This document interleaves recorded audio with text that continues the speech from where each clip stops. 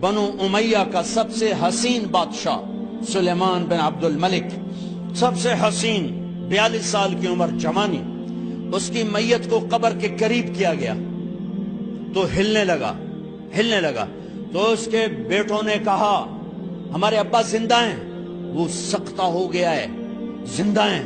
عمر بن عبدالعزیز رضی اللہ رحمت اللہ علیہ فرمانے لگے ارے بھتیجو زندہ نہیں ہے، قبر کا عذاب جلدی شروع ہو گیا ہے، بل عجل اللہ بالعقوبہ، چھپاؤ، جلدی چھپاؤ۔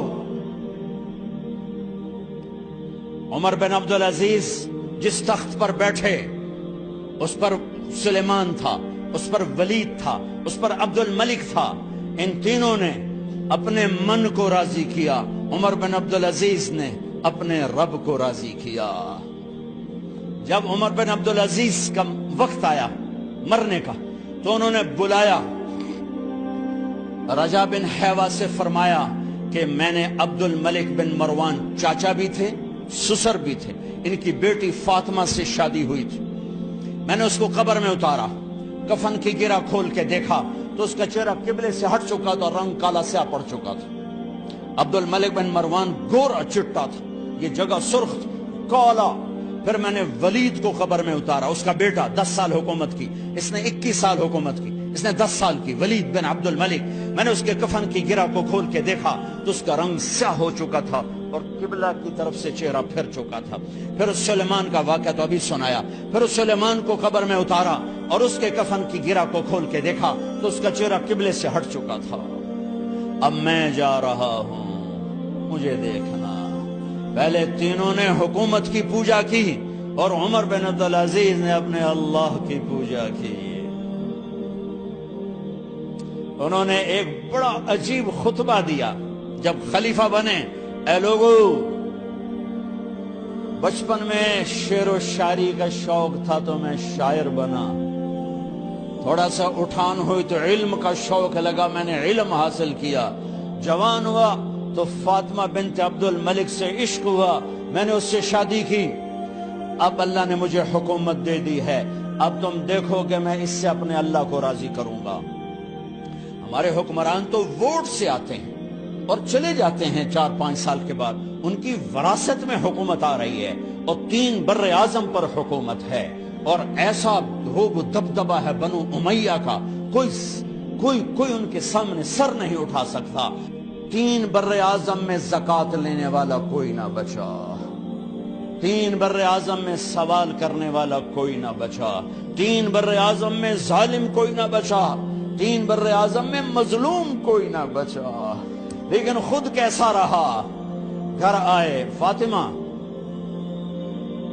بڑے اچھے دن گزرے ہیں، اب امتحان ہے، میں تیرا حق نہیں ادا کر سکوں گا، طلاق لینی ہے میں حاضر ہوں، ساتھ دینا ہے تو میرے اپنے حق معاف کرو، اپنے حق معاف کرو۔ فاطمہ جیسی عورت انسانی تاریخ میں کوئی نہیں آئی، سیاسی لحاظ سے، سیاسی۔ دادا مروان بادشاہ، باپ عبد الملک بادشاہ، بھائی ولید بادشاہ، دوسرا بھائی سلیمان بادشاہ، تیسرا بھائی ہشام بادشاہ، چوتھا بھائی بادشاہ اور اپنا خامند بادشاہ، 7 نسبتوں سے یہ عورت شہزادی ہے۔ کائنات انسانی تاریخ میں اتنی بڑی عورت کوئی نہیں آئی، سیاسی۔ فاطمہ کہنے لگیں عمر، میں نے سکھ کے دن تیرے ساتھ گزارے ہیں، دکھ میں تجھے چھوڑ کے نہیں جاؤں گی، جاؤ میں نے اپنے سارے حق معاف کیے۔ پھر حضرت عمر بن عبدالعزیز کی راتیں اور دن کیسے گزرے؟ مصلے پہ بیٹھتے اور روتے وہیں سو جاتے اور روتے وہیں سے اٹھتے، پر 3 بر اعظم میں ظالم کوئی نہ بچا، مظلوم کوئی نہ بچا، زکوٰۃ لینے والا کوئی نہ بچا، اپنی حکومت کو اللہ کی رضا کے لیے استعمال کیا۔ کیسے استعمال کیا؟ سارے مال فاطمہ کا سارا زیور بیت المال میں ڈال دیا، تنخواہ پہ آ گئے، عید کا موقع آیا، بچوں نے ماں سے کہا ہمیں کپڑے لے کر دو، عید آ رہی ہے، ہر آدمی اپنے بچوں کے لیے کپڑے لے رہا ہے، ہمارے بچے بھی کہہ رہے ہیں کپڑے لیں، جاؤ بھائی لو۔ فاطمہ کے پاس عمر 3 بر اعظم کے بادشاہ کے بچے آ رہے ہیں، ماں جی عید آ رہی، کپڑے تو لے دیں، ابا سے کہیں کہ ابا سے بات کرتی ہوں۔ ابا تشریف لائے، خزانے لبالب بھرے ہوئے ہیں گندم کے ڈھیر کی طرح، کہ امیر المومنین بچے کپڑے مانگ رہے ہیں۔ فاطمہ میرے پاس تو پیسے نہیں، میں کہاں سے کپڑے لے کر دوں، میرے پاس تو پیسے کوئی نہیں۔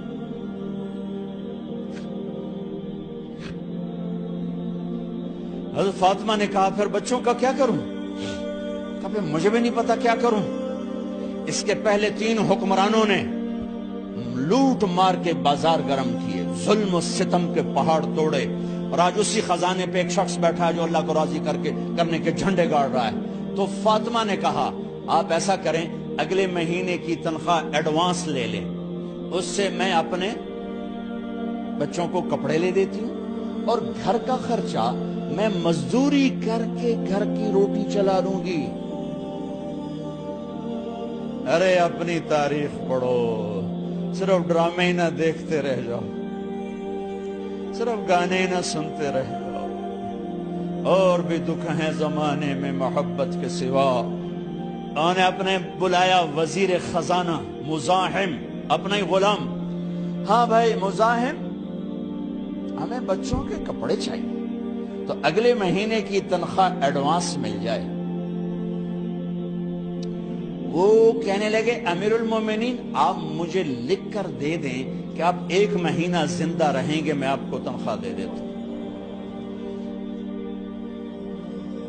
عمر بن عبدالعزیز سر جھکایا، اٹھے، گھر گئے، فاطمہ میرے بچوں سے کہہ دو کہ تمہارا باپ کپڑے لے کے نہیں دے سکتے۔ اپنی تاریخ تو دیکھو۔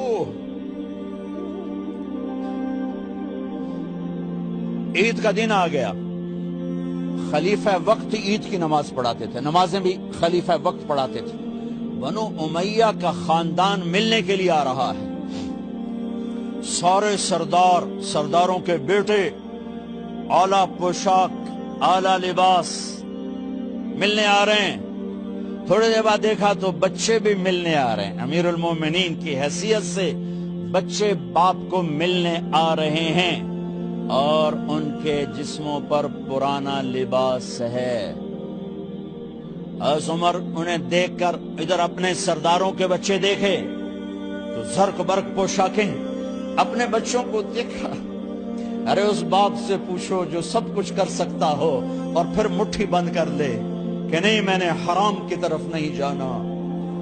بچوں کو دیکھا تو آنکھیں ڈبڈبا گئیں، آنکھوں میں آنسو آ گئے۔ فرمایا میرے بچوں آج تمہیں اپنے باپ سے گلہ تو ہوگا کہ آج ہمارے باپ نے کپڑے ہی نہ لے کے دیے۔ ان کے ایک بیٹے ہیں عبد الملک، ان سے بھی 4 ہاتھ آگے تھے، ان سے پہلے ہی فوت ہو گئے تھے۔ کہنے لگے ابا جان آپ کو مبارک ہو، آج ہمارا سر بلند ہے، ہم شرمندہ نہیں ہیں، آپ کو مبارک ہو، آپ نے قومی خزانے میں بددیانتی نہیں کی ہے، ہم شرمندہ نہیں ہیں۔ انسانوں کو کپڑوں پہ نہیں تولا جاتا۔ آج کا میرا دیس کا مالدار اتنا فقیر ہو گیا ہے، اتنا چھوٹا ہو گیا ہے کہ وہ اپنا تعارف کروانے کے لیے 50 لاکھ کی گھڑی لیتا ہے، 6 لاکھ کا جوتا لیتا ہے۔ آج کی بیگم اتنی چھوٹی ہو گئی ہے کہ اپنے قد کو بڑا کرنے کے لیے وہ 10 لاکھ کا ہینڈ بیگ لیتی ہے کہ دیکھو میرا بیگ 10 لاکھ کا ہے۔ ارے میری بہن تو 10 ٹکے کی بھی نہیں رہی اگر تو نے بیگ سے اپنے آپ کو بڑا بنایا۔ او میرے دوست تو 2 ٹکے کا نہیں ہے اگر تو 10 لاکھ کے جوتے اور 50 لاکھ کی گھڑی سے اگر تو بڑا بننا چاہتا ہے۔ ارے اس دھوکے سے نکلو۔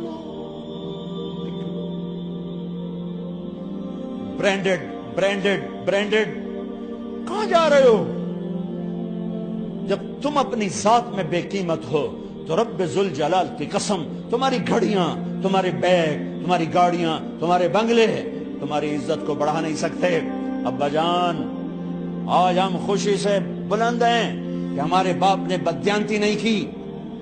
گھر میں تشریف لائے، کہنے لگے فاطمہ کچھ پیسے ہیں، میرا انگور کھانے کو جی چاہ۔ بس فاطمہ رونے لگی، فرمایا امیر المومنین خزانہ تو بھرا پڑا ہے، 1 درم کا بھی تیرا حق نہیں ہے کہ تو 1 درم لے کے انگور خرید لے۔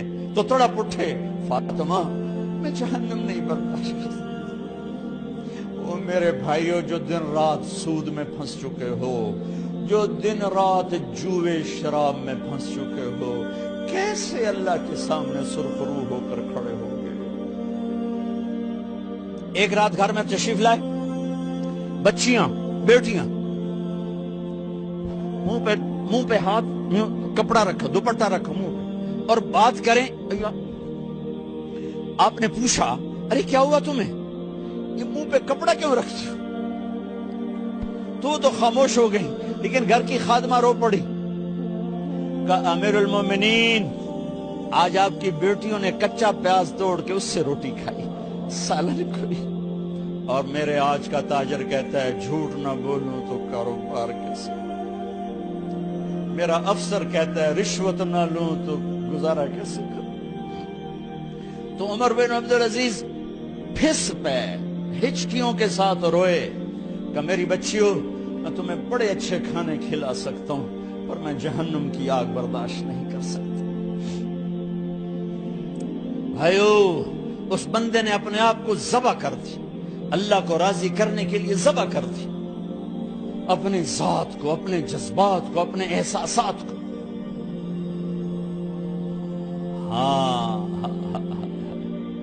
اب اللہ نے صلہ کیا دیا، جب انتقال ہوا ہونے لگا تو بلایا رجا کو، جو میں بات پہلے چھوڑ کے ادھر ان کی تھوڑی سیرت بتائی کہ رجا اب میں مرنے لگا ہوں۔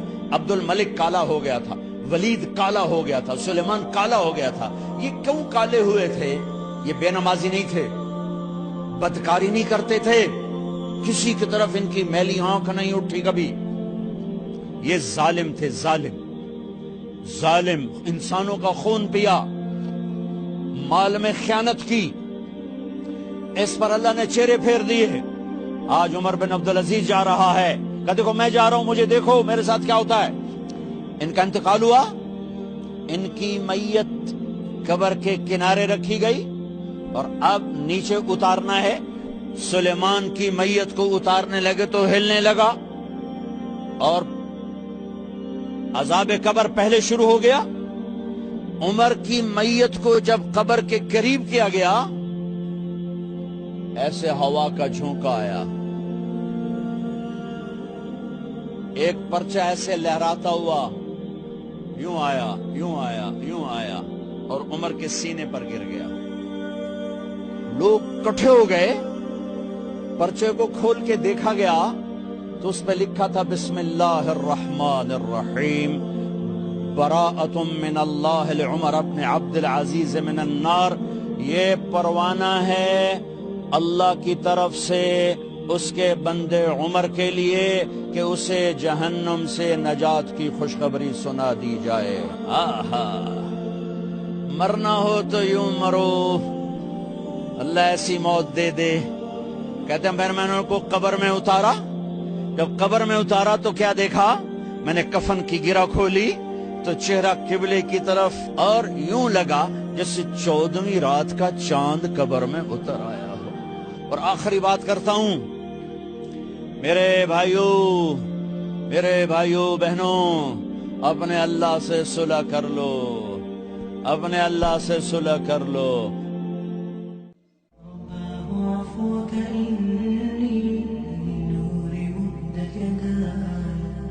نزعت أسرى قلبي